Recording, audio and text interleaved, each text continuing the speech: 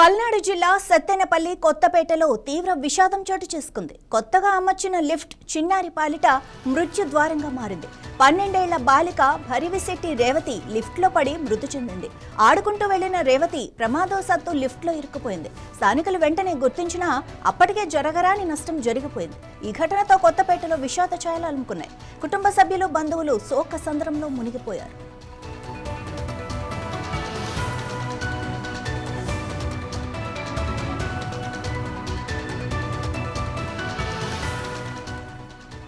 ఇంటి యజమాని నెల రోజుల క్రితమే కొత్తగా లిఫ్ట్ను ఏర్పాటు చేశారు. అప్పటి నుంచి లిఫ్ట్ భద్రతా విషయంలో నిర్లక్ష్యం ఉందన్న ఆరోపణలు వినిపిస్తున్నాయి. స్థానికులు, బంధువులు కూడా ఇదే విషయం చెప్పారు. చిన్నారి రేవతి లిఫ్ట్లో ఇరుక్కొని చనిపోవడంతో భద్రతా ప్రమాణాలపై అనేక ప్రశ్నలు తలెత్తుతున్నాయి. ప్రమాదం జరిగిన తీరుపై సత్తెనపల్లి డీఎస్పీ చైతన్య ఆరా తీశారు. లిఫ్ట్ ఏర్పాట్లో భద్రతా లోపాలు ఏమైనా ఉన్నాయా అన్న కోణంలో పోలీసులు దర్యాప్తు చేస్తున్నారు. ఇంటి యజమానిని విచారిస్తున్నారు. ఇలాంటి ఘటనలు పునరావృతం కాకుండా తగిన చర్యలు తీసుకోవాలని స్థానికులు డిమాండ్ చేస్తున్నారు.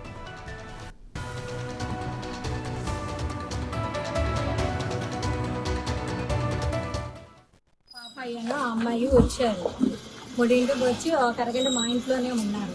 భోజనం చేసేసి వెళ్ళిపోయింది. ఎంత 5 నిమిషాల్లోనే. ఇంకా నేను పైకి వెళ్ళి బట్టలు తీసుకొద్దామని కంచం దొట్లేసి బట్టలు తీసుకొద్దామని వచ్చే కిందకు వచ్చే అక్కడ పైన జనాన్ని చూసి గబగబా 3వ స్టేర్ నుండి దిగుతా వచ్చా. ఆ పిల్ల వచ్చి ఎదురొచ్చి మా అమ్మాయితో పాటు వెళ్ళిన అమ్మాయి, వేరే అమ్మాయి కూడా బయటకు వచ్చి నేను కింద గబో దిగుతున్న రేవతి పడిపోయిందని చెప్పింది. వెళ్ళేసరి రక్తం మడుగుల్లో పడిపోయింది లిఫ్ట్ బయట. ఏం జరిగిందో తెలియదు. అక్కడ వాళ్ళు ఇంట్లో బయటకు కూడా రాలేదు. మాకు ఏదో ఒకటి న్యాయం చేయాలి. నా బిడ్డ ఏం జరిగిందో నాకు తెలియాలి. విషయం, నా బిడ్డ ఎందుకు అలా పడిపోయిందో తెలియాలి.